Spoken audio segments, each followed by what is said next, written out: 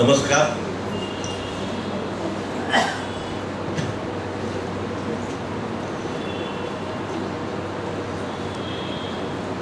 दिवंगत प्रकाश भोसले यांचे वडील भाई ए.के. भोसले आणि माझे वडील हे जवळचे मित्र होते.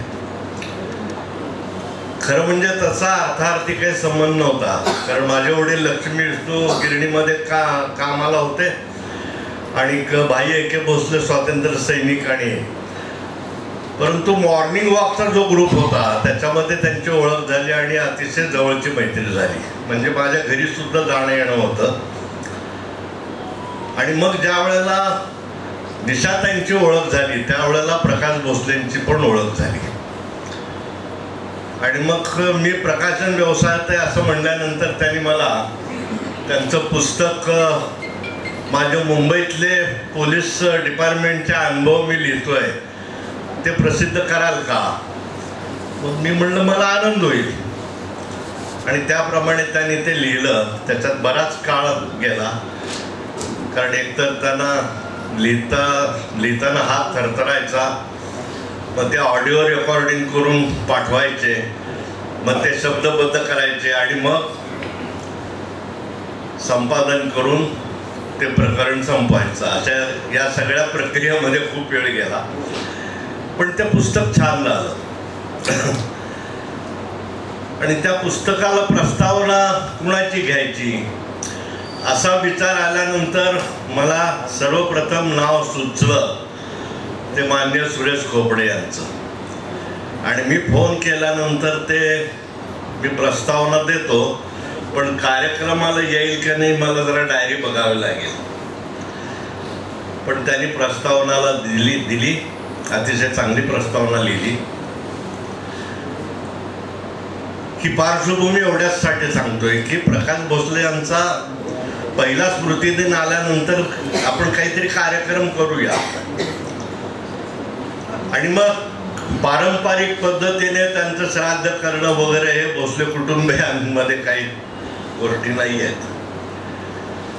मग मी म्हणलं की बाबा एखादं व्याख्यान ठेवूया चांगलं.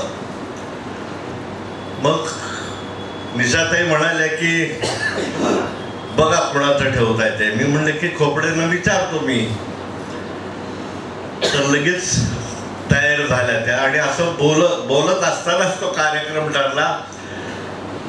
मी मान्य सुरेश खोपडेंना फोन केला आणि ते म्हणाले की फक्त मी तारीख बघतो. पण नंतर त्यांनी दुसऱ्या दिवशी तारीख, आजची जी तारीख आहे तीच सांगितली आणि त्याप्रमाणे आजचा कार्यक्रम होत आहे. प्रकाश भोसलेंचे मित्र म्हणून आम्ही ॲडव्होकेट गोविंद पाटील, डॉक्टर सुरेश व्यवहारे आणि त्यांचे पोलीस खात्यातले सेवानिवृत्त झालेले असे सगळे मित्र यांनी मिळून हा कार्यक्रम आपण करूया, पुढाकार घेऊन, लीड घेऊन. आणि त्याप्रमाणे हा कार्यक्रम होत आहे. विषय जो आहे तो बदलता भारत आणि बदलते पोलीस प्रशासन, एक चिंतनाचा विषय आहे.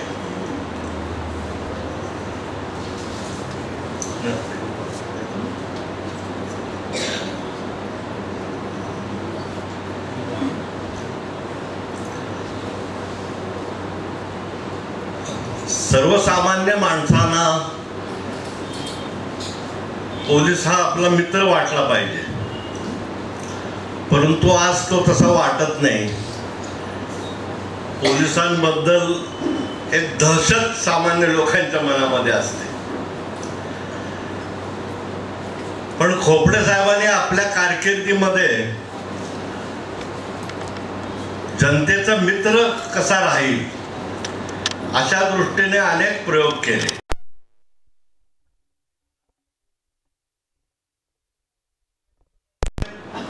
नेहमी दंगली होत होत्या आणि मग भिवंडीच्या दंगली शमविण्यासाठी काय केलं पाहिजे याची जबाबदारी खोपड्यांवर पडली. आणि मग त्यांनी तिथे राहून जे काही अभिनव प्रयोग केले ते नंतर महाराष्ट्रामध्ये सर्व मान्य झाले. त्याला भिवंडी पॅटर्न किंवा खोपडे पॅटर्न असं पण म्हटलं जातं. आता ही खोपडे साहेबांची ओळख करून द्यायची झाली तर खूप मोठी आहे. रिटायर झाल्यानंतर सुद्धा एक सतत समाज चिंतन जे आहे ते त्यांचं चालू असतं. फेसबुकवरनं तात्कालिक घटनांवर ते आपली मतं व्यक्त करतात. अगदी आता मराठा आरक्षणाबद्दलचं जे मोठं आंदोलन झालं मुंबईत, त्याच्याबद्दलची सुद्धा त्यांची पोस्ट खरंच वाचण्यासारखी आणि चिंतन करण्यासारखी आहे. एकूण ज्याला आपण सोशल इंजिनिअरिंग म्हणतो त्याचं भान ठेवून सतत विचार आणि लिखाण करणारे असे सुरेश खोपडे साहेब आहेत. आणि सर्वसामान्य माणसांबद्दल आणि काही बहुजन समाजाबद्दलच्या खास करून तरुणांविषयीची तळमळ त्यांच्या त्या लिखाणामधून नेहमी व्यक्त होते. मी नेहमी त्यांची फेसबुकची सगळी पोस्ट अशी वाचत असतो. शेतीचे अर्थशास्त्र या विषयामध्ये त्यांनी पदवी प्राप्त केली. खेड्यात जन्मले, खेड्यात वाढले आणि आज सुद्धा ते खेड्यामध्येच काम करत आहेत. रिटायर झाल्यानंतर या वंचित बहुजन समाजातील वंचित मुलांसाठी गुडाची शाळा अशी त्यांनी त्यांच्या बारामती तालुक्यातल्या गावामध्ये एक अभिनव प्रयोग असा सुरू केलेला आहे. तरुण वयामध्ये युवक क्रांती दलाशी त्यांचा संपर्क होता आणि त्याच्यामध्ये ते त्या आंदोलनामध्ये भाग घेतला आणि जेलमध्ये सुद्धा गेलेले होते. त्या आंदोलनामध्ये अनेक असा एक अनुभव. अलीकडच्या काळात त्यांनी आम आदमी पार्टीतर्फे लोकसभेची निवडणूक सुद्धा लढवली होती. हेतू हा की राजकीय पक्ष निवडणुका लोकप्रतिनिधी याच्याबद्दल फक्त टीका करत बसण्यापेक्षा ते सुधारण्यासाठी आपण काय कृती करू शकतो किंवा आपला एक समोर आदर्श असा लोकांसमोर ठेवू शकतो याच्यासाठी ते निवडणुकीला उभे होते. तर असे वक्ते आपल्याला लाभलेले आहेत. मी आपला फार वेळ घेणार नाही. त्यांच्या व्याख्यानातूनच त्यांचा परिचय होत जाईल. काही प्रेझेंटेशन सुद्धा PPT ते करणार आहेत. त्यामुळे या तांत्रिक सोयीसाठी ते खाली बसून काही आपले विचार मांडतील आणि तिथे स्क्रीनवर ते काय काय दाखवतील आणि अर्थातच व्याख्यान सुद्धा त्यांचं आणि बोलणं सुद्धा चालू राहील. कार्यक्रमाचे अध्यक्ष ॲडव्होकेट धनंजय माने यांना आम्ही विनंती केली. आता धनंजय मानेंचा मी काय परिचय करून देत नाही. सोलापूरकरांना सुप्रसिद्ध आहेत. नामवंत फौजदारी वकील म्हणून ते गणले जातात आणि त्यांचं सुद्धा या हिराचंद नेमचंद वाचनालयाच्या त्या संचालक मंडळावर ते आहेत आणि सतत वाचन चालू असतं. त्यांच्या टेबलवर बघितलं तर एक 2-3 पुस्तकं अशी करंट जी वाचतोय ती सतत दिसतात. नवीन पुस्तक आले की ते वाचलंच पाहिजे. लोकसत्तामध्ये किंवा महाराष्ट्र टाइम्समध्ये त्याचं परीक्षण आले की लगेच ते पुस्तक मागवून घेतात आणि वाचतात. या पुस्तकांवर सुद्धा आमची अनेकदा चर्चा होते. खास करून सोलापूरच्या इतिहासाबद्दल आमची विचारांची आदान प्रदान होते. थोडाफार अभ्यास सोलापूरच्या इतिहासाबद्दल माझाही आहे. तर असे अध्यक्ष आपल्याला लाभलेले आहेत. मी आपला जास्त वेळ घेत नाही आणि पुढचा कार्यक्रम सुरू करावा असं मी त्यांना सांगतो. मी माने सरांना विनंती करते की त्यांनी श्री खोपडे सरांचं स्वागत करावं, सत्कार करून.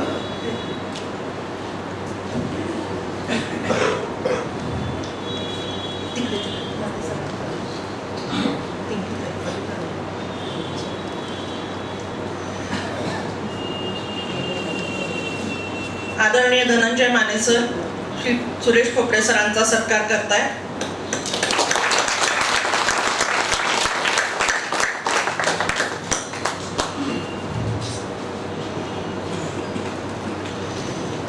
मी आता श्री गोविंद पाटील सरांना विनंती करते की त्यांनी धनंजय माने सरांचा सत्कार करावा.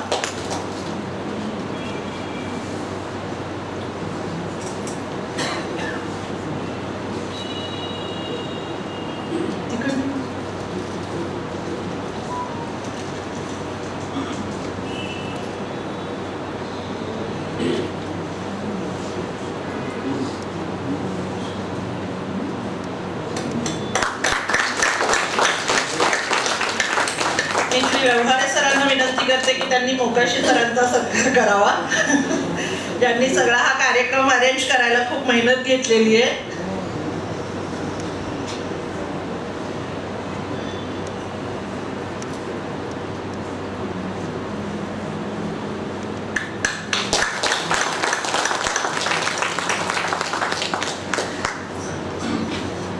आणि आता मी श्री माननीय सुरेश खोपडेजी सरांना विनंती करते की त्यांनी त्यांच्या व्याख्यानास सुरुवात करावी.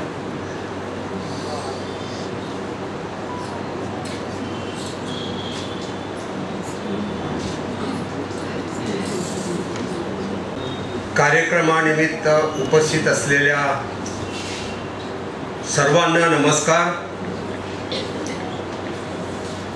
आता विचार मंचावरील सर्व पाहुणे, आजचे अध्यक्ष ॲडव्होकेट माने आणि ज्यांनी मोठी दादागिरी करून मला इथं यायला भाग पाडलं, तर ते मोकाशी सर आणि त्यांच्या प्रेमाखातर आलो ते सगळं भोसले कुटुंबीय यांचेही मी या ठिकाणी आभार मानतो. त्यांनी मला या कार्यक्रमाला बोलवलं.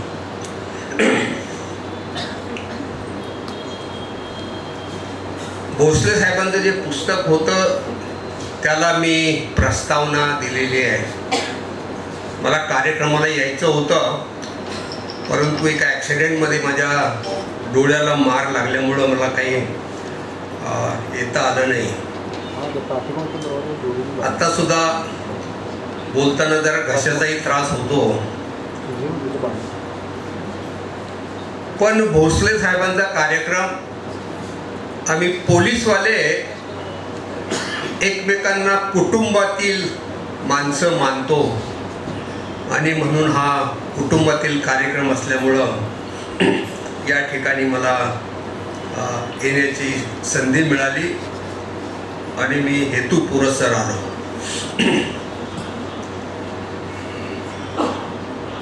माझ्याकडे विषय दिलेला आहे तो बदलता भारत, बदलता देश आणि बदलत्या समस्या. भोवताली जे चाललेलं आहे तर ते किती भयावह आहे, किती वेगळं आहे वगैरे हे काही पुन्हा सांगायची गरज नाही. परंतु या ठिकाणी मी जे आलो त्यालाही पुन्हा एक दुसरं कारण आहे. ते कारण म्हणजे मी एका माणसाला सुद्धा घाबरून अशा कार्यक्रमांना जात असतो. आणि पोलीस तुम्हाला घाबरायचं कारण काय? आत्ताच काहींनी सांगितलं की आम्ही तुमचं पुस्तक वाचलंय. खरं तर नोकरीत प्रवेश केल्याबरोबर रामश्याम नावाचे 2 दरोडेखोर होते, त्यांना पकडण्याचा आम्ही प्रयत्न केला. नवीन तरुण DYSP, दोन्हीकडून बंदुकाच्या फैरी झडायला लागल्या. त्यातील एक गोळी मला इथं पोटाला छातीच्या खाली लागलेली होती, दुसरी मांडीला लागली, एक खाली, तिसरी पायाला लागली. त्याच्यावरती माझं पुस्तक आहे रामश्याम शोध दरोडेखोरांचा. त्यानंतर भिवंडीचं काम केलं. त्याच्यानंतर सातारला असताना एका मंत्र्यानं आणि एका अगदी शिवाजी महाराजांच्या 13व्या वंशजानं एक मर्डरचा गुन्हा दाखल केला आणि त्यांना अटक करावी लागली, केली. आणि मग तो मोठा ड्रामा झाला, तुम्हाला यूट्यूबवर पाहायला ऐकायला मिळेल. आणि ते एवढी तुम्ही शूरपणा दाखवता वगैरे, तरी मग तुम्ही कुणाला घाबरता. तर ते अगोदरच सांगतो की ते एका माणसाला मी घाबरतो आणि त्या माणसाचं नाव आहे कबीर. कोण कबीर? तो लोक म्हणतात संत कबीराला तुम्ही घाबरता की काय? कबीराला घाबरायचं कारण नाही, कारण तो 700-800 वर्षापूर्वी होऊन गेला. आता ज्या कबीरला घाबरून मी पळतो आणि भाषणं देतो आणि धडपड करतो वगैरे, तर तो वेगळा कबीर आहे. मी त्याचा क्लू सांगतो की गेल्या 24 फेब्रुवारीला आम्ही त्याचा 16वा वाढदिवस साजरा केला. कोण असेल कबीर? तो मोठ्यानं, तो आहे माझा नातू, माझ्या मुलीचा मुलगा. आणि तुम्ही म्हणाल त्याला का घाबरतो? इथं पहा, दोन्ही मुली आपल्या वडिलांच्या बद्दल केवढा आदर ठेवतात. तशीच माझी मुलगी माझ्याबद्दल आदर ठेवून त्याला बरंच काही सांगते. लहानपणी सांगायची, तुझे आजोबा याव करतात त्याव करतात. ते पोरांना काही कळत नाही. त्याला वाटतं की सगळं जग बदलणारा माणूस आहे वगैरे, तू इतरांना सांगत बसतो. तर मला त्याची भीती वाटते की तो जर आला म्हटला की आजोबा भोवताली काय चाललेलं आहे, कशी माणसं माणसाविरुद्ध लढतात, जाती जाती विरुद्ध लढतात, पक्ष फोडले जातात, जे अटके पार झेंडे लावणारे सगळे जातीवंत लोक, या देशाची अवस्था काय झालेली आहे. जागतिक हॅपीनेस इंडेक्स मध्ये, सुखी माणसाच्या इंडेक्स मध्ये आपल्या भारताचा 155 पैकी कितवा नंबर लागतो? कोणी सांगेल का? 119. मला वाटतं तो 123 वगैरे असा, 127. हा असा काहीतरी आहे. आणि ज्या पाकिस्तानला आपण हसतो, तो पाकिस्तान आपल्यापेक्षा हॅपी आहे. बांगलादेश आपल्यापेक्षा हॅपी आहे. आणि मग आमचं काय चाललंय, तर ही देशाची अवस्था आहे. आणि मग तो पोरगा मला येऊन विचारेल की अशी अवस्था असताना आजोबा व्हॉट वेर यू डुईंग, मराठीत काय म्हणूया? आजोबा then what were you doing, असं होत असताना तुम्ही काय करत होता, असा जर प्रश्न त्यानं विचारला तर मला सांगता येईल की अरे मला एवढा त्रास होतो, पण मी धडपडतो, काहीतरी करतोय. अगदी सोलापूरला सुद्धा येऊन भाषणं ठोकतोय, तर या कबीरसाठी. आणि म्हणून जसं मला माझ्या कबीरसाठी ही धडपड करावी लागते, तसे आपल्यापैकी किती लोकांना कबीर आहेत, होण्याची शक्यता आहे? त्यांनी हात वर करा. किती लोकांना कबीर आहेत, कबीर होण्याची शक्यता आहे? फारच थोडे आहेत. परंतु आपल्या होणाऱ्या कबीरसाठी आपण धडपडलं पाहिजे असं ज्यांना ज्यांना वाटतं त्यांनी तरी हात वर करा. काही मंडळी, तरुण मंडळी सोडलं, सगळ्यांनी हात वर केला, तर ही त्यामागची प्रेरणा आहे. आणि ते जर लक्षात ठेवलं तर आपण बरंच काही करू शकतो असं मला वाटतं. आणि मग ते जे करायचा आम्ही प्रयत्न केला तर तो प्रयोग म्हणजे भिवंडी प्रयोग. तर त्या भिवंडी प्रयोगाबद्दल म्हणजे काहीच करत नाही, तो तुम्हाला काहीतरी करता येतं वगैरे, तर ते दाखवण्यासाठी शॉर्टमध्ये मला वाटतं मी खाली यायला पाहिजे का?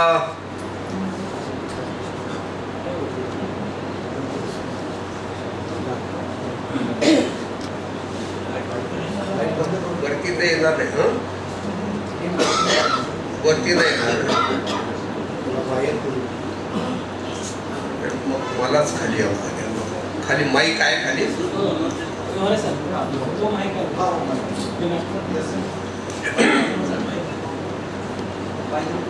हा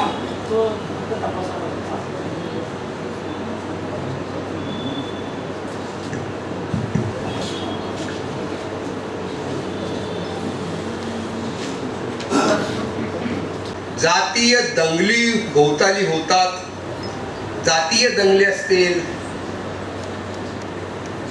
महाराष्ट्रीय परप्रांतीय अशा दंगली असतील, दलित सवर्ण हिंदू मुस्लिम अशा दंगली असतील, त्या थांबवता येतील का? लोक म्हणतात त्या पोलीस बळानं जाऊन थांबवता येतील, पण त्या पूर्णपणे नष्ट करता येणार नाही. मी अशी मांडणी घेऊन आलो की आपल्याला खरोखरच या दंगली पूर्णपणे थांबवता येतील. याबद्दल भिवंडीमध्ये 1992 88 ते 92 मध्ये जो प्रयोग केला तो प्रयोग आपल्या पुढे शॉर्टमध्ये सांगणार आहे. तर हा त्याचं प्रेझेंट रायटिंग सगळं इंग्रजीमध्ये आहे, तरी पण मी मराठीमध्ये बोलतो. लाईट्स केलं तर ते जास्त कॉन्सन्ट्रेशन मिळेल, कमी केलं तर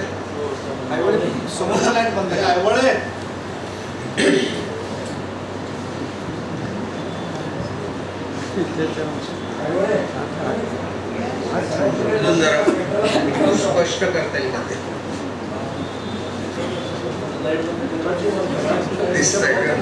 त्याच्यावर हा लाईन पडेल.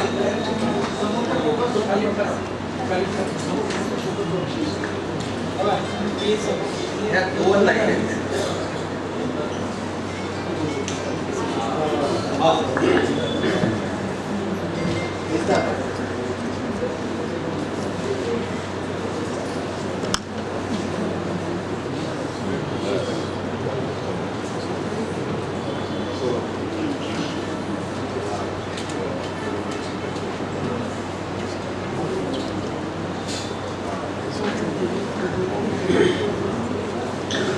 हा तर मित्रांनो, आणि फारसा वेळही मी आपला घेणार नाही, आणि कोणी कंटाळले की बोलू शकतात वगैरे सांगू शकतात. तर हा जातीय दंगली किंवा कोणत्याही प्रकारच्या दंगली आपल्याला थांबवता येऊ शकतात का? तर होय असं उत्तर देण्यासाठी मी भिवंडीला केलेला प्रयोग आहे.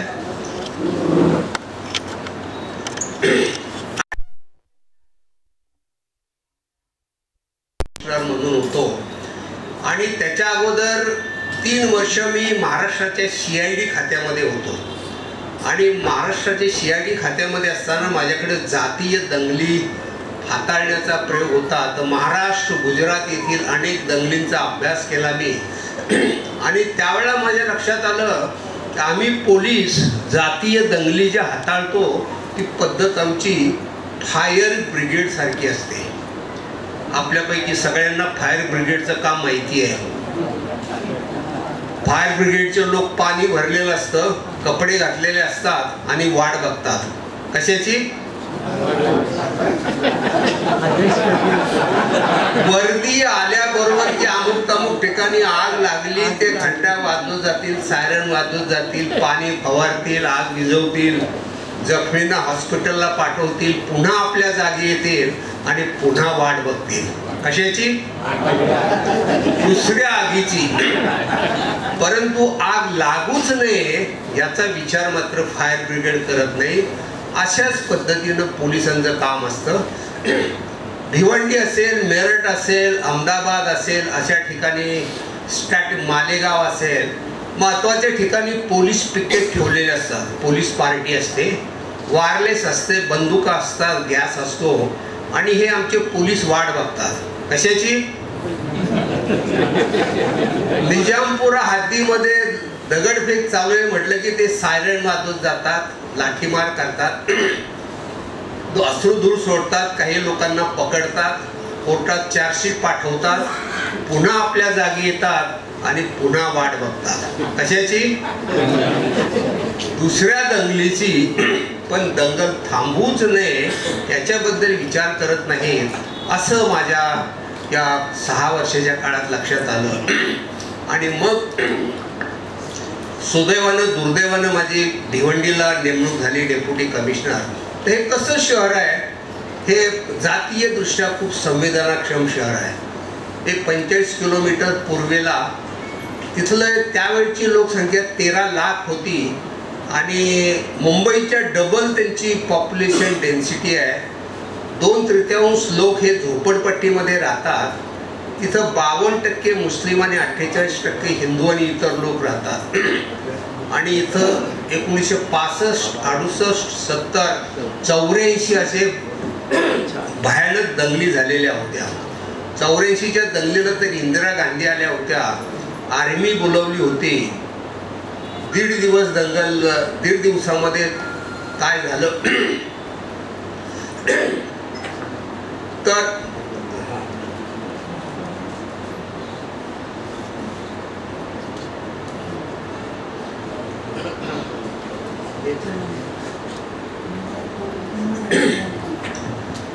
आणि माझी 88 साली तिथं बदली झाली आणि त्याच वेळेला रथयात्रा सुरू होती. आणि माझा अभ्यास असल्यामुळे लक्षात आलं की आता हे सगळं देश पेटणार आहे. भिवंडी तर एखाद्या वाळलेल्या गंजीसारखी पेटून जाईल वगैरे. आणि म्हणून मग 1984 साली जी दंगल झाली होती त्या दंगलीचा मी अभ्यास केला आणि त्याच्यावरती भिवंडी दंगल 1984 हे पुस्तक दाखल केलं. तर मी तिथं असताना माझे मित्र विचारायचे की पुण्यातले, कारण सुरेश तू तिथं भिवंडीला आहे, तिथं आपले लोक जास्त आगाव असतात की त्यांचे? दुसरा प्रश्न विचारायचे की आपले लोक जास्त मारले जातात की त्यांचे? आणि मग आपले की त्यांचे असं म्हणून मी 84 साली दाखल झालेल्या सगळ्या दंगलीच्या गुन्ह्यांच्या केस डायऱ्या केल्या. शेकडो लोकांना भेटलो, त्यांची स्टेटमेंट घेतली आणि मग त्यात आपले कोण होते आणि त्यांचे कोण होते याचा शोध घ्यायला मी सुरुवात केली. त्यावेळेला मला पहिली एक महिला, त्या दंगलीमध्ये 200 लोक मारलेले होते हे आणि 7 कोटी रुपयाची मालमत्ता जाळलेली किंवा लुटलेली होती. आणि मग कोण होते तिथं? पहिल्यांदा मला तुळशी नावाची बाई भेटली. ही ठाण्यातील मोखाडा तालुक्यातील मांगिरा या आदिवासी जातीची बाई. नवऱ्यानं सोडून दिलं म्हणून ती भिवंडीला आली आपल्या लहान मुलाला घेऊन. आणि भिवंडीमधील आंब्याचा पाडा नावाचा एरिया होता. हा प्रिडॉमिनंटली मुस्लिम एरिया, पण तिचे 5-6 आदिवासी कुटुंब तिथं राहत होते. तुळशी तिथं आली. ती एका मुसलमानाच्या घरी म्हशी राखायची आणि तिचा मुलगा हॉटेलमध्ये हॉटेल बॉय म्हणून काम करायचा. तर तिचा इतिहास घेतला. ही 17 मे 1984ची घटना. तुळशी घरामध्ये असताना एक जमाव 300 ते 400 लोकांचा जमाव हातामध्ये घासलेट तलवारी घेऊन पळत होता आणि तो मोठ्यानं घोषणा देत होता, नारे तकबीर अल्लाहू अकबर.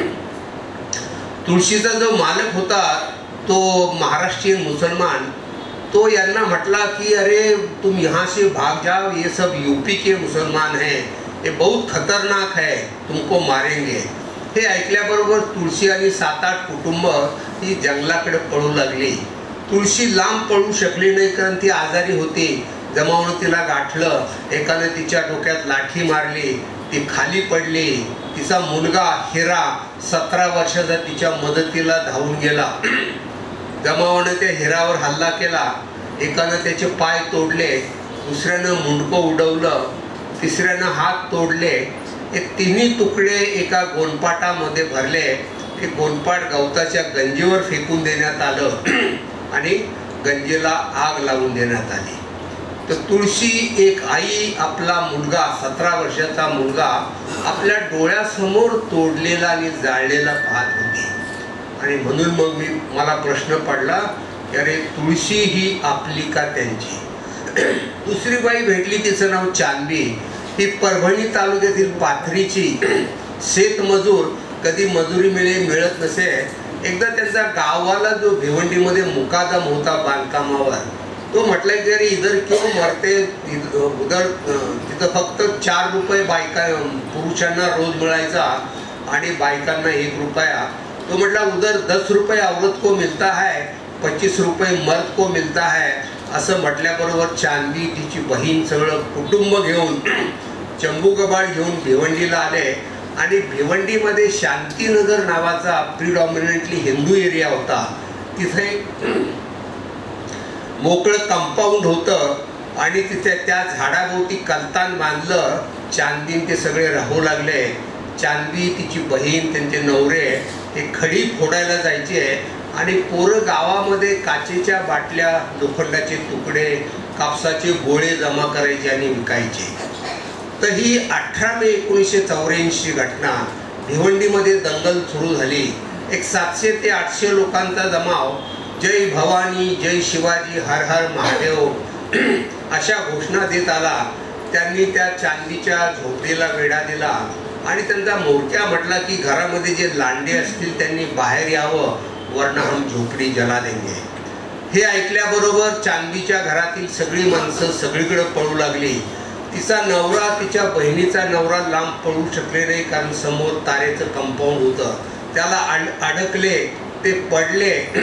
जमावानं लाठीमार केला, ते बेशुद्ध पडले. त्यानंतर जमावानं त्यांच्यावरती घासले टोचलं, एकानं मशालीनं पेटवून दिलं. तर चांदी आणि शानू आपले नवरे आपल्या डोळ्यासमोर मारलेले आणि जाळलेले पाहत होती. तर चांदी आपली का त्यांची, हा प्रश्न या ठिकाणी उपस्थित होतो. आणि मग भिवंडीमध्ये जेव्हा जातीय दंगल झाली, तर या जातीय दंगलीला जबाबदार कोण असा प्रश्न विचारण्यात आला. त्यावेळेला आपल्या राजकीय लोकांनी एक ठरलेलं उत्तर दिलं. दंगलीमागे कोणाचा हात? परकीय शक्तीचा हात. मुंबईचे अधिकारी म्हटले की मुंबईचे गुन्हेगार भिवंडीला गेले. त्याच्यानंतर ठाण्यातले अधिकारी म्हटले की हिंदू आणि मुस्लिम गुन्हेगार हे एकमेकाविरुद्ध लढले. मला मात्र त्यात वेगळंच कारण आढळलं. कोण आढळलं मला त्याच्यामध्ये? मी या चांदीच्या नवऱ्याला मारल्याच्या केस डायरी काढली आणि मला आश्चर्य वाटलं. आणि ती मग डायरी घेऊन मी धावत पळत चांदीच्या घरी गेलो. तिला विचारलं की चांदी, तुझ्या नवऱ्याला आणि बहिणीच्या नवऱ्याला मारणारे लोक कोण होते? तिनं इकडे तिकडे पाहिलं, विचार केला आणि ती म्हटली की साहब वो बात पुरानी है लेकिन मैं भूल नहीं गई. कोण होते मारणारे? चांदी म्हटले उसमें पांडू था, उसमें सीताराम था, उसमें सुरेश वैती था. आणि खरोखर ती त्यांची नावं होती. आणि मी त्याला पुढचा प्रश्न विचारला की हे कुठले राहणारे, कुठले असतील राहणारे? कोणी अंदाज करेल? पाकिस्तानवरून आलेले, मुंबईचे गुंड, तिथले गुंड. तर ते तिनं लगेच सांगितलं कि साहब यहाँ के पड़ोस के हमारे मोहल्ले में रहने वाले. हाच प्रश्न मी तुळशीला विचारला. तुळशी म्हटली साहब उसमें गनी था, उसमें वली था, उसमें अब्दुल्ला था. मी तिलाही विचारलं कहाँ के रहने वाले? ते म्हणली यहाँ के पड़ोस के रहने वाले. आणि माझ्या लक्षात आलं की ही गरीब माणसं कधी खोटी नावं फिर्यादीमध्ये देत नाहीत आणि ज्यावेळा तपास केला त्यावेळा लक्षात आलं की अरे हे लोक खरोखरच जवळचे होते, यात कोणाचा पाकिस्तान बांगलादेशचा काही हात दिसत नाही. आणि मग जर जवळची माणसं जवळच्या माणसावर हल्ला करत असतील तर मग या लोकांना आपण एकत्र आणलं तर काय होईल. आणि म्हणून मग मी या लोकांना एकत्र आणण्यासाठी, एक व्यासपीठावरती आणण्यासाठी मोहल्ला कमिटी नावाचा प्रयोग केला. जिथं चांदीचा नवरा मारला तिथल्या लोकांसाठी एक कमिटी, तुळशीचा मुलगा मारला तिथं एक कमिटी, अशा मी 70 कमिट्या केल्या.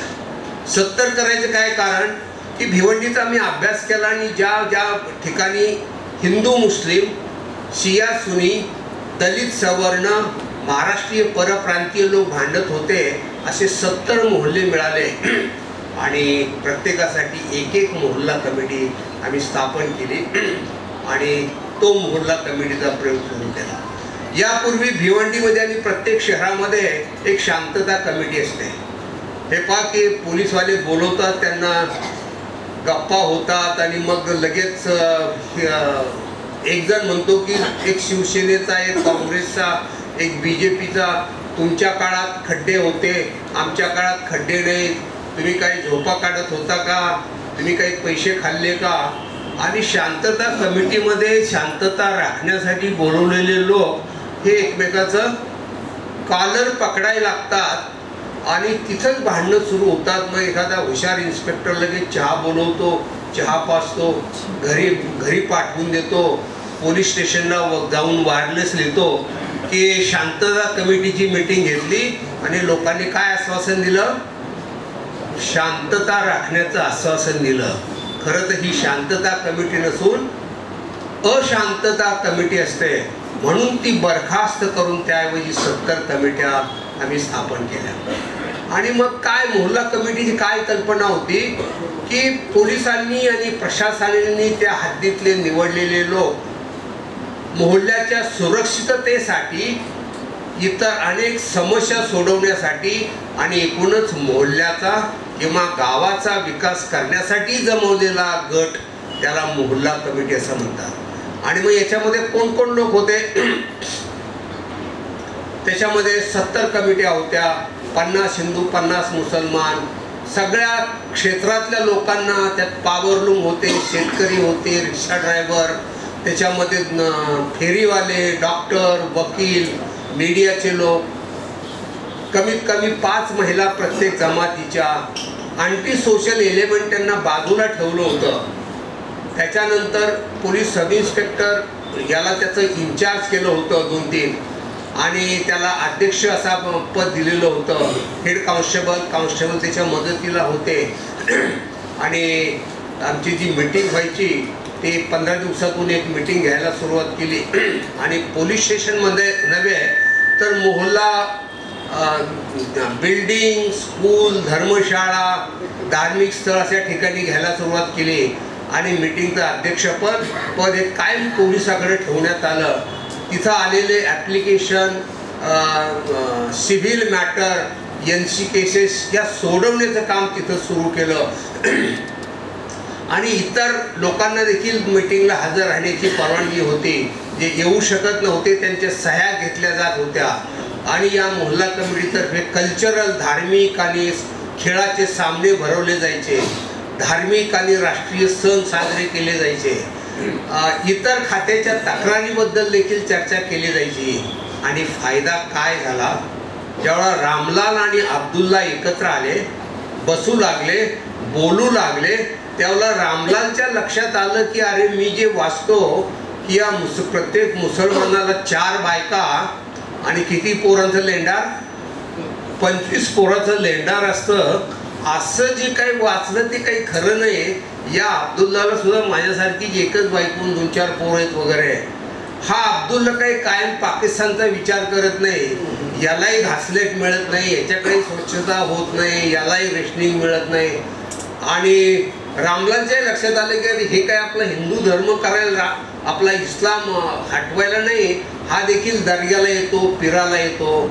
आणि मग बाहेरचा अब्दुल्ला बदमाश असेल पण माझ्या मोहल्ल्यातला अब्दुल्ला हा काही वाईट नाही, मला त्याला काही भोसकायचं काही कारण नाही.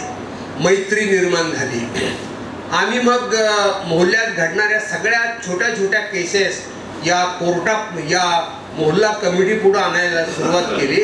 आरोपी तिथलेच, फिर्यादी तिथलेच, निर्णय देणारा पोलीस हवालदार वगैरे, आणि तिथं आलेला पुरावा प्रचंड ताकदीचा निर्माण झाला.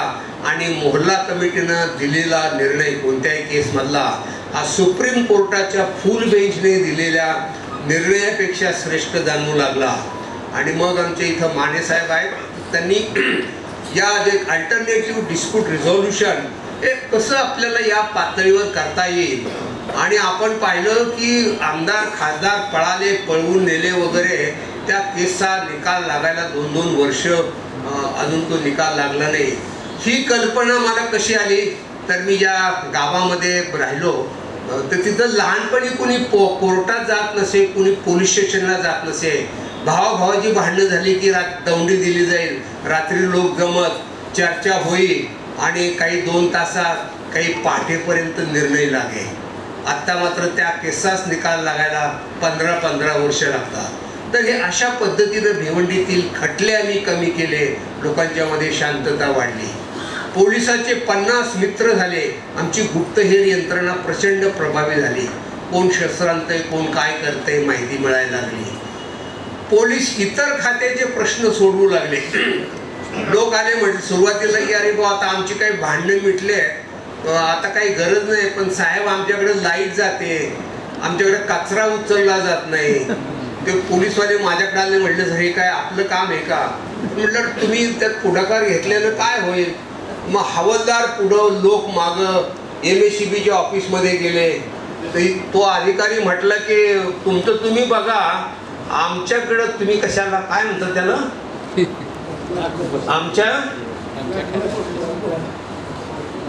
आमच्या कामात व्यत्यय नाही, ते काहीतरी एक शब्द आहे, कशाला नाक खुपसताय, आमच्या खात्यात नाक कशाला खुपसताय. हवालदाराला ते म्हणायला लागले. हवालदारही बेरकी असतात. ते म्हणले साहेब काय नाही, लोकांच्या तक्रारी होत्या म्हणून आम्ही आलो, लोकांच्या भावना लई तीव्र आहेत, उद्या जर का रात्री येऊन त्यांनी काही भानगड केली तुमच्या ऑफिसात तर आपली काही जबाबदारी नाही. अशा पद्धतीनं पोलीस आणि जनता हे इतर खात्याचे प्रश्न सोडवू लागले. इथं मात्र पोलीस हवालदाराला आम्ही अध्यक्षपद दिलं. आणि लक्षात आलं असेल की या पोलिसाला एरवी बक्कल नंबर शिवाय कुणी बोलवत नाही, पण मोहल्ला कमिटीचा अध्यक्ष उपाध्यक्ष म्हटलं की तिथं पितृ 15 असेल आणि त्या जातीचा असेल तर त्याला कशासाठी बोलवलं जावं लागलं, पित्राचा पाहुणा बोलवायला जावं लागले. शाळेमध्ये झेंडावंदन असेल तर कुणाच्या हस्ते, त्या हवालदाराच्या म्हणजे अध्यक्षाच्या हस्ते असेल. एवढंच नाही तर त्या मोहल्ल्यात मयत झालं तर प्रेत हालत नसे, काय होईपर्यंत हवालदाराने हार घातल्याशिवाय. आणि मग लक्षात आलं की एरवी आमच्या पोलिसाला त्या हवालदाराला आनंद मिळायचा की बा आज काय आपलं उत्पन्न 50 रुपये ॲव्हरेज आहे, आज जर का 70 रुपये मिळालं तर तो खुशीत घरी जाणार, खिशाकडे हात लावत. आणि 20 रुपये झालं तर नाराज होत जाणार. म्हणजे त्याचं सुख आणि दुःख येते नुसत्या पैशाच्या रकमेत मोजलं जायचं, पण त्याला खरा आत्मसन्मान समजला. घरी बायकोला देखील सांगायला लागला की अगं ते मी गेलो आणि त्या भांडण लई दिवस चाललं होतं, एका झटक्यात सोडवून टाकलं. तर याला हो हा आत्मसन्मान इथं मिळायला लागला खरं तर इथं. आणि मग ओळख झाली, ट्रान्सपरन्सी झाली. मग कुणाला पकडलं गेलं तर साहेब आपलं मिटवून टाकूया ना, चिरीमिरी वगैरे. आता ओळख झाल्यानंतर कशाला कोण चिरीमिरीला हात पसरेल, नाही मी तसला काय हवालदार नाही. आणि म्हणून मग ती ट्रान्सपरन्सी आली आणि करप्शनचं प्रमाण प्रचंड कमी झालं. मी हुकूम सोडला तसं पोलीसमध्ये वरच्या साहेबांना बरेच अधिकार असतात. एरवी आम्ही पाहिलं लहानपणी की आमच्याकडं एक सावंत म्हणून फौजदार होता बारामतीला. तर तो मिशा बिशा बुलेटवर जायचा आणि त्याला नुसता रामराम कुणी जरी केला तरी तो म्हणायचा मी काय तुझ्या बहिणीचा नवरा आहे का, मी काही तुझा मेहुणा आहे का मला रामराम करतोय. थप्पड मारायचा, कुणाचे टोकऱ्या वगैरे बायकांच्या ते लाथ मारून फेकून द्यायचे. मुंबईतल्या इन्स्पेक्टरचा तो चेहरा देखील दिसणं मुश्किल होतं. पण मी सांगितलं नथिंग डुईंग, मोहल्ल्यात जा, प्रश्न मिटवा. आणि मग यावेळेला पोलीस अधिकारी जाऊ लागले आणि एखाद्या अब्दुल्लानं रामलालनं हात पुढं केला तरी त्याला तो हात पुढं करावा लागला. आणि मग आम्ही जे म्हणतो की आम्हाला स्वातंत्र्य काळातील पोलीस हवेत, तर ते पोलीस आम्हाला या प्रक्रियेतून मिळाले. आणि मग काय झालं की ज्या वेळेला 1992 साली ज्यावेळेला बाबरी मशीद राम जन्मभूमीचा ढाचा पाडला गेला, तर सलग 3.5 वर्ष या कमिट्या चालू होत्या. मुंबईला दंगली सुरू झाल्या, दिल्लीकडे सगळीकडे दंगली सुरू झाल्या. मुंबई शहर 2दा जाळलं. आणि मुंबईच्या दंगली कधी थांबल्या, ज्यावेळेला लोक दमले आणि दंगली थांबल्या. 1000 पेक्षा लोक रेकॉर्डनुसार मारले गेले, कोट्यावधीची प्रॉपर्टी लुटली किंवा जाळली गेली. आणि भिवंडीला काय झालं, भिवंडीला मात्र तणाव वाढला, लोक घोषणा देऊ लागले, पण मोहल्ल्यातील लोक एकत्र आले. हवालदार आणि लोक मोहल्ल्यात फिरू लागले. कोण शस्त्र जमा करते, कोण घोषणा देते, कोण चिथावणी देते याची माहिती घेऊ लागले, तिथं कारवाई करू लागले. आणि हा मुद्दा तुम्ही लक्षात ठेवला तर माझ्या लेक्चरचा काहीतरी फायदा झाला असं म्हणता येईल. भिवंडीतील मोहल्ल्यातील लोकांनी निर्धार केला की जो निर्धार आपल्याला इथं सोलापूरमध्ये करता येऊ शकतो, सातारला करता येऊ शकतो, सगळ्या पातळीवरती करता येऊ शकतो. ते मोहल्ल्यात फिरत होते आणि त्यांनी निर्धार केला कि बाहर कुछ भी होने दो, लेकिन हम हमारा क्या शांत रखेंगे, मोहल्ला शांत. आम्हाला बाकी जगाशी काही देणं घेणं नाही, भिवंडीशी देणं घेणं नाही, हम हमारा मोहल्ला शांत रखेंगे. तसं 1 मोहल्ला, 2 मोहल्ला, 3 मोहल्ला, 4 मोहल्ला, 70 मोहल्ले शांत राहिले. आणि मग ज्यावेळेला जळत होती मुंबई, त्यावेळेला भिवंडीमध्ये लहान पोरं रस्त्यावरती खेळत होती. तर अशा पद्धतीनं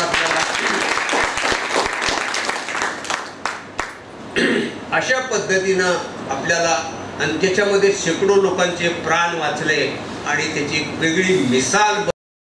आता आम्ही प्रयत्न केला, परंतु याच्यावरती खूप छान डॉक्युमेंटरी बनवलेली आहे आमिर खानने, सत्यमेव जयतेमध्ये. ते आता आम्हाला काही ओपन करता आले नाही, परंतु ती तुम्ही पाहिली असती 4 मिनिटाच्यात तुम्हाला कल्पना आली असते. तर मग हा प्रयोग मग भारतभर अनेक लोकांना त्याचं आश्चर्य वाटलं की अरे हे भिवंडी कसं शांत राहिलं. काही लोकांना वाटलं की काय फांदी बसायला नाही, काय कावळा बसायला आणि फांदी बसायला, कावळा बसायला आणि फांदी तुटायला गाठ पडली म्हणून असं काही झालं का. आणि मग खूप मोठमोठाले शास्त्रज्ञ संशोधक आले आणि त्याच्यावरती मग LA युनिव्हर्सिटी, ऑक्सफर्ड युनिव्हर्सिटीनं अभ्यास केला आणि त्याच्यावरती मग अनेक पुस्तकं लिहिली गेली. परंतु दुर्दैव असं की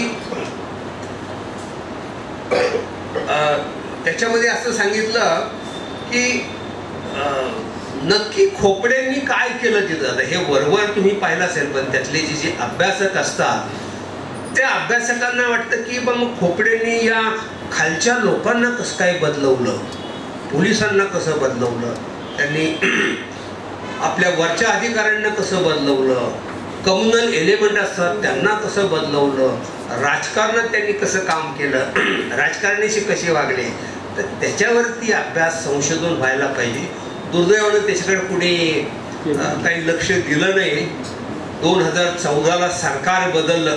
मला अनेक युनिव्हर्सिटीमध्ये आणि IPS अधिकाऱ्यांच्या सगळ्या ट्रेनिंगमध्ये लेक्चर, माझ्या प्रयोगानंच लेक्चर सुरू व्हायची. 2014 साल उजाडलं, सरकार बदललं आणि मग आम्ही आमचा प्रयोग कचऱ्याच्या डब्यात टाकण्यात आला. असो, पण तुम्ही लोकांनी या ठिकाणी बोलवलं, संधी दिली, त्याबद्दल मी आभार मानतो. राजकारणी लोकांना तुम्ही कसं त्यांच्या हस्तक्षेप वगैरे त्यावेळेला होत होते का? मग ते राजकारणी सत्ताधारी असतील किंवा विरोधी पक्षातले असतील, तर त्यांच्या बाबतीतले काही अनुभव असतील तर तुम्ही सांगावे.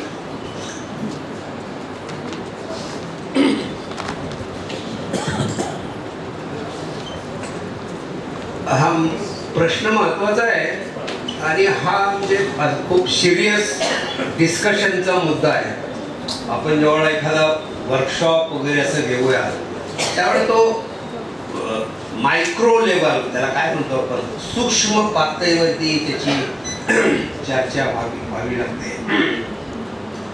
परंतु एक जनरल माणसाचा स्वभाव सांगितला जातो की माणसाला आहे त्याच परिस्थितीत राहायला आवडतं. त्याला आपण काय म्हणतो, कम्फर्ट झोन. त्याच्या बाहेर जायला आवडत नाही तर त्याला असुरक्षित वाटतं की अरे काहीतरी होईल.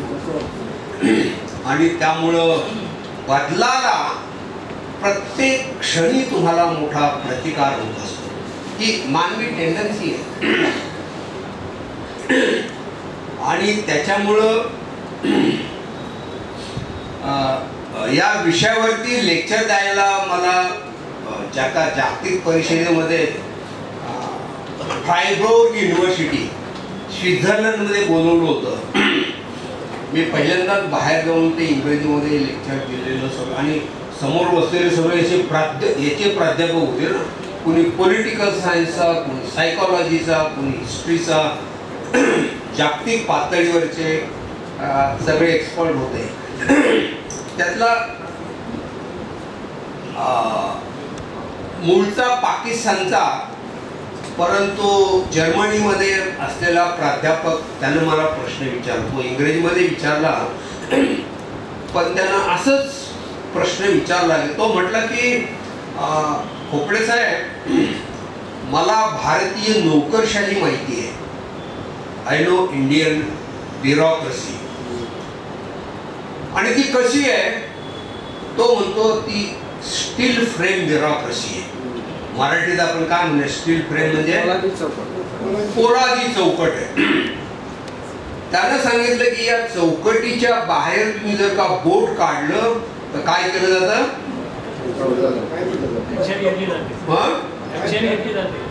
बोट बाहेर काढलं तर काय होतं? मोठ्यानं छाटलं जातं. तुम्ही हात बाहेर काढला तर तुम्ही आता त्या उत्खननावरूनची केस ऐकली असेल का? एक महिला नुसते म्हटले की मैंने आवाज नाही पहचाना.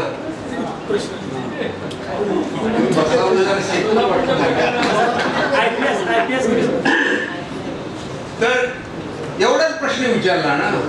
आणि मग काय काय प्रश्न आले आणि मग ती कशी निवडली गेली याची चौकशी सुरू झाली वगैरे. आणि मग त्याच्या पुढे तो म्हटलं की बाबा खोपडे, तुम्ही तर तुमचं डोकं बाहेर काढलंय या व्यवस्थेच्या बाहेर, तुम्ही अजून जिवंत कसे आहात वगैरे असा प्रश्न त्यानं. आणि इंग्रजीमध्ये एक म्हण आहे की जो कोणी काही आवाज उठवतो त्याला व्हिसल ब्लोअर असं म्हटलं जातं. तर every whistle blower has to receive the first bullet. मराठीत काय म्हणूया, तुम्ही जर का काही एखाद्या विरुद्ध आवाज उठवला तर तुम्हाला पहिली गोळी खाली. इतकं ते अवघड आहे. त्यामुळे आपण पहा की 70 सालामध्ये या प्रशासनामध्ये काही फरक पडले नाही. या खाकी रंगाचं हे असायचं फाईल, आणि ते बांधण्यासाठी फडकं असतं पहा. कसल्या रंगाचं? रेड चेक ज्याला म्हणतात ते. तांबडं त्याच्यात काही फरक पडलेला नाही. त्यामुळं बदल आणणं हे किती अवघड आहे. त्यामुळं तुमचा जो प्रश्न आहे त्याचं उत्तर हेच दिलं की every whistle blower has to receive the first bullet. आणि मग त्या किती बुलेट मी सहन केले असते तर ते माझं पुस्तक सविस्तर त्याच्यामध्ये मी सगळ्या घटना दिल्या की कशा पद्धतीनं राजकारणी हे करतात. पण माझ्या एक लक्षात आलं ह्याच्यामध्ये की मी मोहल्ला कमिटीचा आमचा हवालदार जाऊन त्या सगळ्या बैठका घ्यायच्या. तर हवालदार पॉवरफुल झाला. आणि याच्यामध्ये पुन्हा एक मूळ सूत्र लक्षात ठेवा. आमचे आंबेडकर चळवळीमध्ये काही मित्र आलेले आहेत तर आपल्याला केवढी मोठी संधी की ही बदल आणण्याची आणि हे मॉडेल मुळातून समजून घ्यावं लागेल.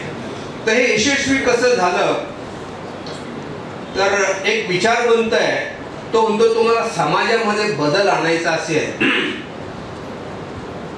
तर त्यानं ते इंग्रजी मध्ये म्हटलेलं आहे give power to the powerless. मराठीत काय give power to the powerless. Marathi झोपलेले दुबळ्यांना बळ द्या. Give power to the powerless. आणि मग मोहल्ला कमिटीमध्ये पण हे जे लोक होते रिक्षा ड्रायव्हर टॅक्सी ड्रायव्हर आणि ते जे प्रमुख आमचे हवालदार जे नुसते बक्कल नंबरचे होते तर त्यांना मी तिथं पॉवर दिली. दुसरा म्हणतो की give voice to the voiceless. मराठीत काय give voice to the voiceless. मोठ्यानं ज्याला बोलता येते त्याला बोलतं करा. किंवा ज्याचा आवाज दाबलेला आहे त्याला बोलू द्या त्याला आवाज द्या. Give voice to the voiceless. तर या मोहल्ला कमिटीचं पुन्हा सूत्र आहे की असं केलं. आणि ज्यावेळेला माझं काम असं कुठं प्रसिद्धी नाही काय नाही 3 वर्ष कुणाला माहित नाही अनेक लोकांनी त्याचं क्रेडिट घेतलं सुरुवातीला की हे आम्हीच केलं आमची. आणि त्याच्याकडे मग अचानक एक निर्णय केला केंद्र सरकारने की याच्यावर डिस्कशन ठेवायचे या प्रयोगावरती कसा आपल्याकडे सगळीकडे. आणि मग सगळे गळाटले अरे ते चर्चेमध्ये तुम्हाला ते मांडावं लागेल ना सायंटिफिकली मांडावं लागेल. हे सगळे लोक पुढं बसलेले त्याला उत्तर द्यावी लागते. तर मग त्यांनी नाही म्हटले ते खोपडीने केले. मग मी तिथे गेलो मग हे झालं. तर असे सगळे क्रेडिट घ्यायला गेले. परंतु ज्या वेळेला सामान्य लोक इतके प्रभावित झाले की हवालदाराचं कौतुक करू लागले फक्त DCP तर काही त्यांना तर खूप मोठी वेगळी गोष्ट. आणि मग ते बरेचसे राजकारणी मध्ये घाबरू लागले की ते जवळ येऊ लागले की खोपडे साहेबांशी आपली मोहल्ल्या कमिटीत आपल्याला घेतलं गेलं पाहिजे कारण नंतर निवडणूक येणार आहे कशाची कॉर्पोरेशनची आणि त्याच्यामध्ये आपण खोपडे साहेबांनी रेकमेंड केलं तर कदाचित आपल्याला तिकीट मिळेल. तर अशा पद्धतीनं तर एखाद्या ब्युरोक्रॅटला त्या पद्धतीनं ताकद तुम्हाला मिळवता येते. परंतु सगळ्यात महत्वाचं म्हणजे तुम्हाला कुठलाच नोकरशाह हे पहा की मी माझी सगळी नोकरी जी गेली तसं लोकांच्या पुढं उभं राहून बोलण्यात गेली. जाहीरपणे SP जातून कुठल्या ठिकाणी भाषण करतोय आणि लोकांशी डायरेक्ट संवाद करतोय. कुणाला जमलेलं नाही कुणी केलेलं देखील नाही. एकतरी एखादी दुसरी मीटिंग घेतली म्हणजे नव्हे परंतु सातत्यानं. तर त्याची देखील गंमत मी तुम्हाला सांगतो की ते किती अवघड असतं वगैरे. ते मोहल्ला कमिटीच्या बैठका आमच्या सुरुवातीला सुरू झाल्या सगळ्या. आमचे इन्स्पेक्टर 8-10 इन्स्पेक्टर असिस्टंट कमिशनर हे आले. ते म्हटले की सर या मोहल्ला कमिटीचं काम आता आपण बंद करूया. कोण म्हणायला लागले आमचे इन्स्पेक्टर आणि असिस्टंट कमिशनर ACP. आता काही त्याची गरज नाही. लोकांचा काही इंटरेस्ट नाही देशामध्ये आणि काही प्रश्न विचारतात वगैरे आपण बंद करून टाकूया. तर पण मला त्याचं कारण माहिती होतं की हे लोक कशाला गडबडलेत वगैरे. कारण मीटिंग इन्स्पेक्टरनी बोलवली की ते म्हणतील की अहो ते तुम्ही खूप गप्पा सांगताय, पण 4 महिने झाले आमच्या घरात घरफोडी झाली, त्याचा तपास लागलाय का?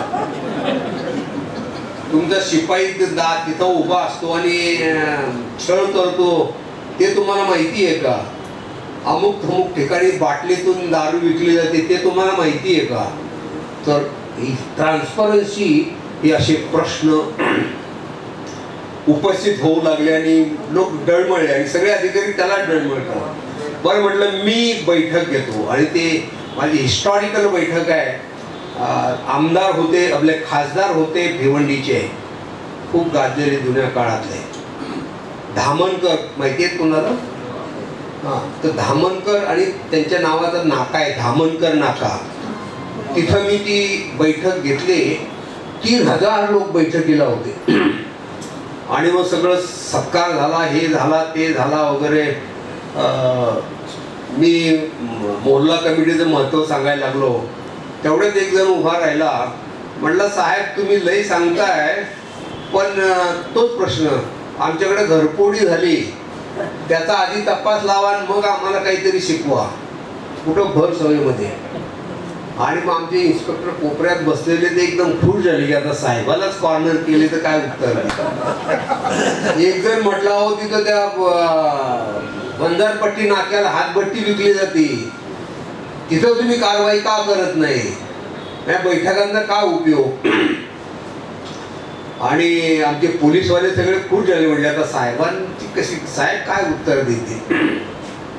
तर मी मग उठलो आणि म्हटलं की हे बा पोलीस हे तुमच्यातूनच आलेले आहेत वगैरे, तुमच्यात जसे दोष आहेत तसे यांच्यातही दोष आहेत.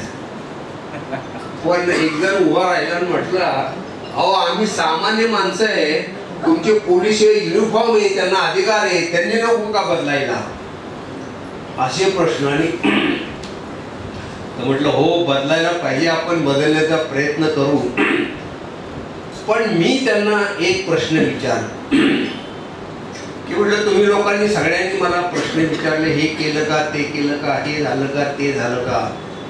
मी त्यांना एक खोचक प्रश्न विचारला की तुमच्याकडं पाण्याचा पुरवठा योग्य होत नाही, याच्यासाठी म्युन्सिपाल्टीचा सीओ यानं येऊन अशी कधी जाहीर बैठक घेतलेली आहे का? दुसरा प्रश्न विचारला की तुम्हाला 7/12चा उतारा किंवा सिटी सर्वेचा उतारा मिळत नाही, याच्यासाठी कधी प्रांत ऑफिसर इथे येऊन त्यानं तो बोललेला आहे का?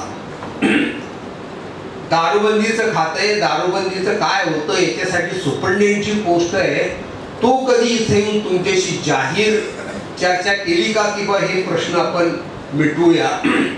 मी मात्र ज्या शहरामध्ये 65, 68, 70, 84 अशा भयानक दंगली झालेल्या, त्या दंगली पुन्हा होऊ नये, ज्याच्यामध्ये माणसं मारली जातात, तो हा अभ्यास त्यांनी अजून तो दाखवला नाही.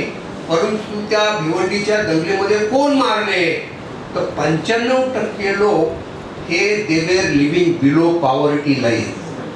मराठीत काय म्हणूया, दारिद्र्य रेषेखाली राहणारे लोक होते, हे 95% मारलेले होते.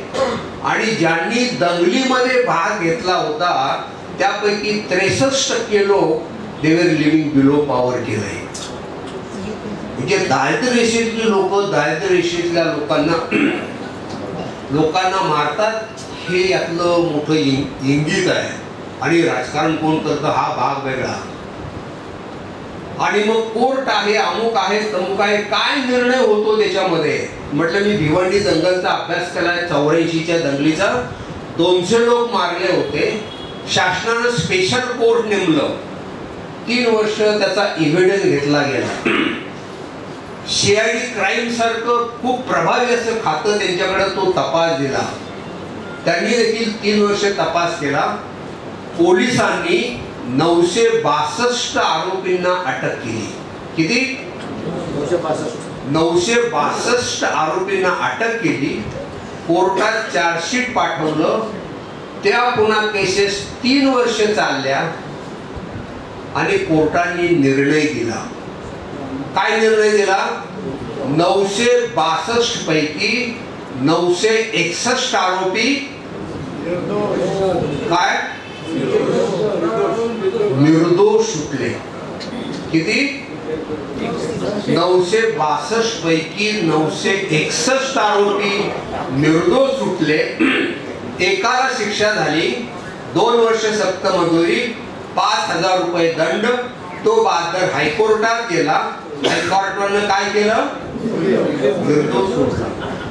म्हणजे एवढे लोक मारून देखील आणि आमच्याकडे असली यंत्रणा आहे म्हणतो. न्याय नावाची गोष्ट कुठे आहे? आणि मग म्हटलं असं होऊ नये याच्यासाठी मी तुमच्या पुढं आलोय. या सगळ्या लोकांना घेऊन तुमच्या समोर आलोय. तर मग मी मीटिंग घेण्याचा, तुमच्या पुढे येण्याचा मूर्खपणा केला की काय? काय उत्तर दिलं असेल लोकांनी? सगळे म्हणजे नाही. आणि तोच माणूस उठला म्हटला भ्रष्टाचार कुठल्या खात्यात नाही, मग आम्ही पोलिसांच्याच मागं का लागायचं? आणि तो एक महत्वाचा काय म्हणूया त्याला, ब्रेक थ्रू म्हणूया, पायंडाई म्हणा, की लोकांना पडले की अरे बाबा हे मान्य करतात की आमचा दोष आहे, पण आमचा हेतू मात्र साफ आहे की या शहरामध्ये पुन्हा दंगल होता कामा नये. हे असेल तर चूक केली का? नाही. आणि मी देखील म्हटलं आम्ही चूक केलेली नाही. तुम्ही काही टीका करा, काही करा, आम्ही हे काम करत राहणार. लोकांनी टाळ्या वाजवल्या. पुढील मग अनेक वर्ष लोकांनी ते मॉडेल ऍक्सेप्ट केलं आणि देशभर त्याचा प्रसार झाला. पण आता तर असं आहे की सरकारला आता माने सरांनी सांगितलं की त्या कुणाचं पी साईनाथचं एक वाक्य होतं की दुष्काळ आवडे सर्वांना. दुष्काळ फार भलं होतं, तसं आता काय झालेलं आहे की दंगल आवडे सर्वांना अशी अवस्था झाली. आणि त्यामुळे 2014 आल्याबरोबर मग माझी पुस्तकं, मी केलेल्या योजना सगळ्या कॅन्सल करून टाकल्या. सरकारने मला बोलवणं बंद करून टाकलं. ही योजनाही बॅन करण्यात आली. तर असं आपल्याला जेवढं करायचं तेवढं केलं पाहिजे. आणि याच्यावर खूप बोलता येण्यासारखं आहे. आणि म्हणून मग याचा शेवट करताना तुम्हाला खूप प्रश्न असतील, पण एका मीटिंगमध्ये जर प्रश्न सगळ्यांनी उत्तर दिली तर पुन्हा काय मोकाशी साहेब मला काय बोलवायचे नाही. मला तर इकडे यायला आवडतं, कारण चांगलं शहर आहे, लोक चांगले आहेत, दुपारी जेवायला सुद्धा चांगलं घातलं त्यांनी. असा जर फायदा असेल तर मला यायला काय अडचण नाही. परंतु हे शेवट करत असताना मी जसं म्हटलं की मी एका माणसाला घाबरतो, तर तो कोण माणूस? त्यानं जर विचारलं की तुम्ही काय करत होता, तर त्याच्यासाठी ही सगळी धडपड चालू आहे. आणि मी गेल्यानंतर मी कुठे गेलो तरी 2 प्रश्न विचारतो की तुम्हालाच काय पडले? तुझ्या घासाला बोलताना त्रास होतो, डोळ्याचा इतक्या लांब यायचं जायचं वगैरे. तर ही दंगल हाताळण्याची, कल्याणकारी राज्य करण्याची ही जी पद्धत आहे, सिस्टीम आहे, दॅट इज आउटडेटेड. ती कालबाह्य झालेली आहे आणि ती बदलायला पाहिजे. आणि मग मला 2 प्रश्न पडतात की जे प्रश्न तुम्ही कधी लक्षात ठेवावेत, कधी अडचण आली किंवा असह्य झालं तर. ही व्यवस्था कालबाह्य झालेली आहे, ती कबीरसाठी मला व्यवस्था चांगली करायची, तर मग बदलायची कुणी? त्यातला पहिला इंग्रजी मधला प्रश्न आहे की if not you then who. मराठीमध्ये काय? शेवटच्या मॅडम तुम्ही ऐकताय पण बोलत काही नाही.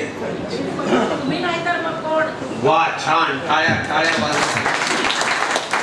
तुम्ही नाही तर कुणी बदलायचे. त्यामुळे मी इतरांना प्रश्न विचारण्यापेक्षा मी म्हणतो बा ते मीच काम केलं पाहिजे. मी कुडाची शाळा नावाचा प्रयोग केलेला आहे बा. तो कधी तुम्ही तिकडे या 6 एकरावरती शाळा आहे. आपली शिक्षण पद्धती बदलून गेलेली आहे आणि म्हणून मी कुडाची शाळा, त्याचं पॅम्पलेटही आणलेलं आहे मी, लोकांना आपल्याला द्यायला सांगतो की शाळेमध्ये आपण जे शिकतो त्याचा नोकरीमध्ये आणि जगण्यामध्ये फारसा उपयोग होत नाही. आताची शिक्षण पद्धती ही मार्काच्या टक्केवारीच्या पलीकडे आणि ग्रेडच्या पलीकडे जातच नाही, आणि तिला नुसती टीका करण्याच्या ऐवजी तुम्हाला पर्याय दिला पाहिजे. तर तो पर्याय म्हणून कुडाची शाळा नावाचा प्रयोग मी सुरू केलेला आहे. कुडाची शाळा म्हणजे माझ्या बालपणीची शाळा. पहिली दुसरी मी त्या शाळेत शिकलो आणि मग गावाने पाडून टाकली, पण त्या शाळेत मी शिकलो. बाकी मला कॉलेज, मराठी शाळा, हायस्कूल, कॉलेज, युनिव्हर्सिटी काहीच आवडलं नाही आणि काही उपयोगही झाला नाही. मला ती शाळा का आवडली, कुडाची बनवली होती, पण त्या शाळेला दारच नव्हतं. दार नसेल तर पोरं काय करतात, भटकत. आम्ही शाळेत कमी आणि बाहेर भटकायचो. दगड, धोंडे, प्राणी, पक्षी, किडे, मकोडे पाहत असो. तेव्हा लक्षात आले की अरे त्या शाळेत मी खूप शिकलो. आम्ही प्रश्न विचारायला शिकलो, प्रयोग करायला शिकलो, निरीक्षण करायला शिकलो, शिव्या द्यायला शिकलो, भांडायला शिकलो, आणि सगळ्यात महत्वाचं म्हणजे आम्ही स्वप्न बघायला शिकलो. स्वप्न बघायला शिकलो. गावात पोलीस समज बजवायला आला युनिफॉर्म मधला की आम्हाला काय व्हावं वाटायचं, पोलीस व्हावं. बस मधून जात असताना कंडक्टर, ड्रायव्हर व्हावं. आमच्या लहानपणी जुन्या माणसांना आठवत असेल, रॉकेट्स वगैरे आकाशामध्ये फिरायचे आणि त्याचा धूर माग पडायचा. रॉकेट्स पाहिले की काय व्हावं वाटायचं आम्हाला, पायलट व्हावं. तर हे स्वप्न आम्हाला त्या शाळेने दिलं. तर तशी शाळा मी 6 एकरावर उभी केलेली आहे. 15-20 झाडं माहिती होती. आता त्या शाळेमध्ये 750 जातीच्या वनस्पती आहेत. 15-20 मला दगड माहिती होते. 250 प्रकारचे रॉक सँड मिनरल्स आहेत. परग्रहाचा दगड आहे, फॉसिल्स आहेत. मला 2-4 घरातली काही जुनी नाणी होती. आता त्या शाळेमध्ये 7 राजापासून मोदींनी कॅन्सल केलेली भारतातील सगळी नाणी आम्ही, सगळी वाद्य, तर अशा असंख्य गोष्टी आहेत. पण त्या गोष्टीमध्ये शाळा नव्हे तर ती अशी दालनं उभी केलेली आहेत. आम्ही पोरं शाळेमध्ये आज शिरतात. तर ती 6 एकरावर शाळा आहे. शाळा आहे पण विद्यार्थी नाही, शाळा आहे पण शिक्षकही नाहीत. मग कोण विद्यार्थी असेल, अंदाज कोण असेल? गेट मधून आत प्रवेश करणारा प्रत्येक जण विद्यार्थी असतो. त्यामुळे 3 वर्षाचा नातू आणि 90 वर्षाचा आजोबा हे दोघं एकाच वेळी विद्यार्थी म्हणून प्रवेश करतात. नातू आपल्या एंट्री केल्याबरोबर नातू आजोबाला शिकवतो की या विश्वाची निर्मिती कशी झाली, बिग बँग थेरी समजून सांगतो.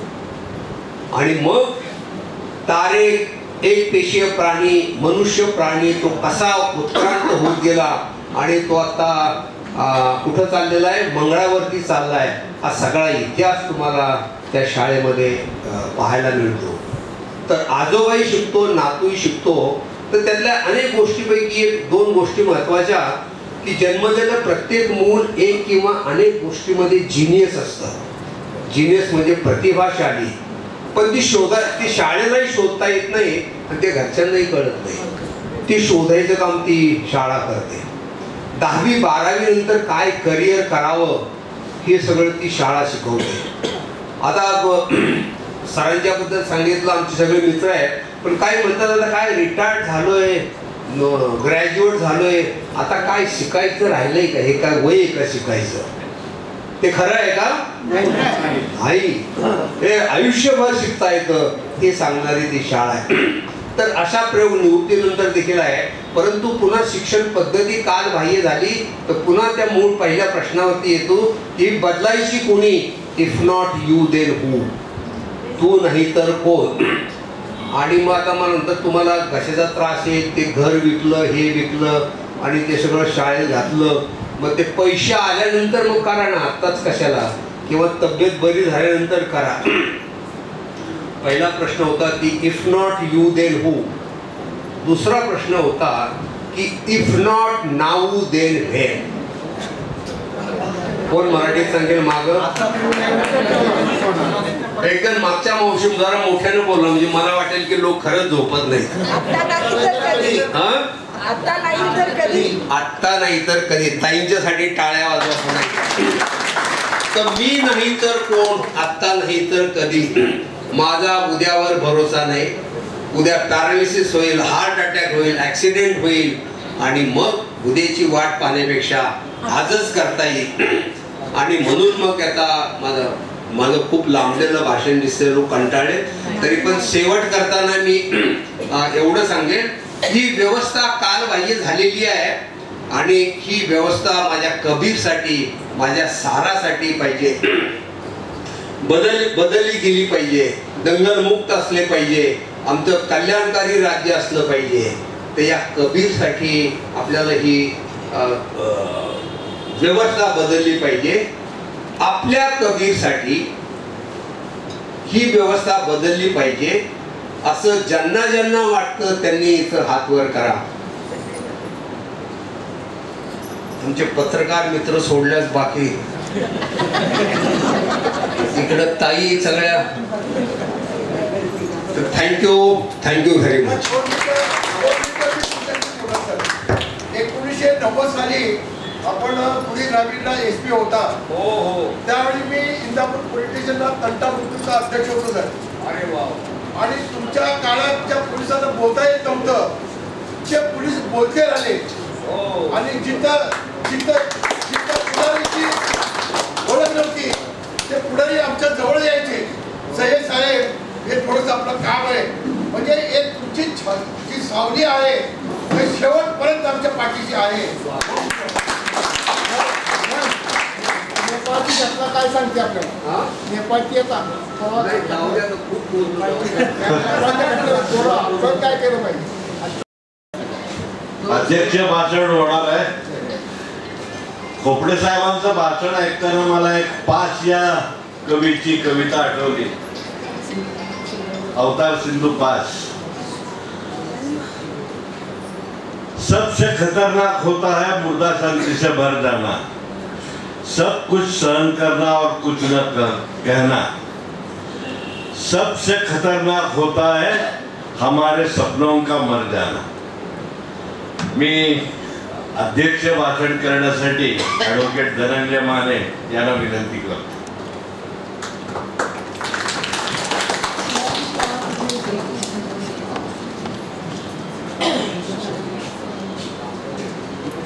मी 2 मिनिटाचं माझं अध्यक्ष भाषण संपवणार आहे. खोपडे साहेबांचं भाषण संपूच नये असं वाटत होतं साहेब. आणि मी तुमची सगळी पुस्तकं वगैरे वाचलेली होती. आणि आज मुद्दाम मी वार्तापत्र माझ्या सांगली कोर्टात काम होतं ते कॅन्सल केलं मी. आणि म्हटलं वेळेवर आपण इथं पोचायला पाहिजे. अप्रतिम भाषण आपण केलं होतं. आणि रवी, मला राहून जाऊन खंत वाटते की लॉ कॉलेजच्या विद्यार्थ्यांपुढं आपण यांचं भाषण ठेवायला पाहिजे. पोलीस अधिकाऱ्यांपुढं आणि पोलीस कॉन्स्टेबलकडे ठेवलं पाहिजे. आणि असंच आपण सोलापूरला येत जात आहे. प्रकाश भोसले आमचे जवळचे मित्र होते आणि आज प्रकाश भोसले कुटुंबियांनी इतकं चांगलं भाषण इथं ठेवलं त्याबद्दल त्यांचे पण मी आभार मानतो. आणि यापुढं लवकरच आपण दुसरं एक भाषण आपण इथं आयोजित करूया.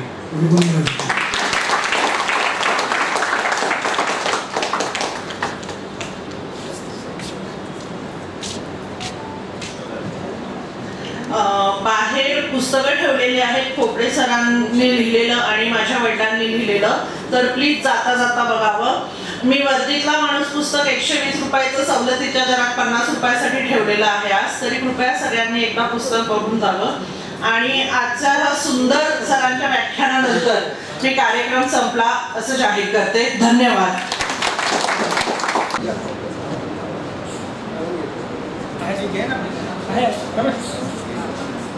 सर समोर madam please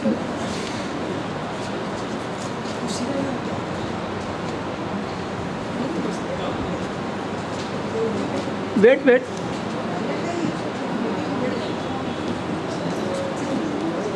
weight sir wait एक minute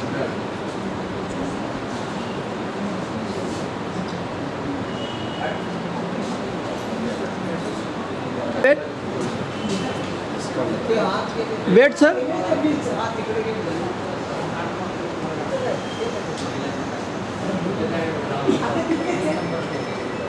wait wait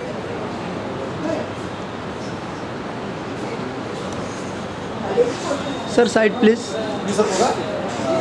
sir side please wait weight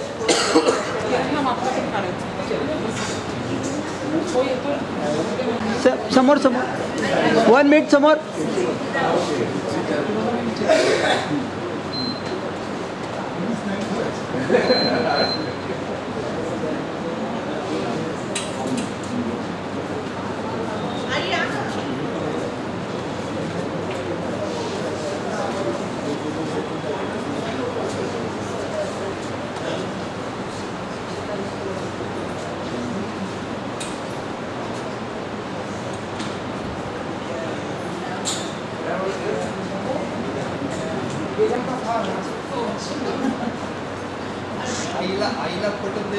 Priyanka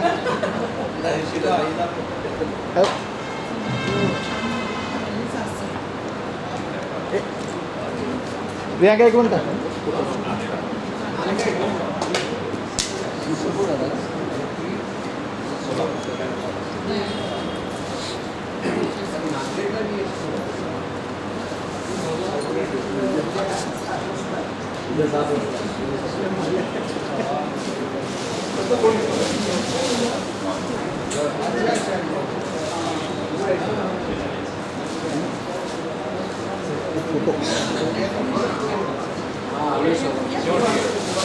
हां बरं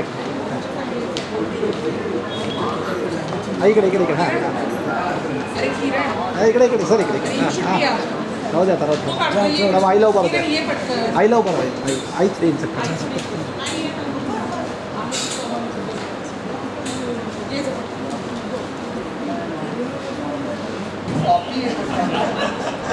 प्रियांका सरांसोबत एक फोन मार ए प्रियांका एक अर्जुनचा एक फोटो काढू दे एक बार सरांसोबत एक देख बाबा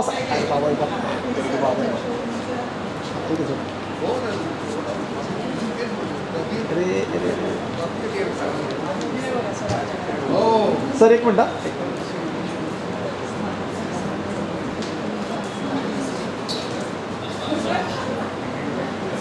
इकडे इकडे पहिले इकडे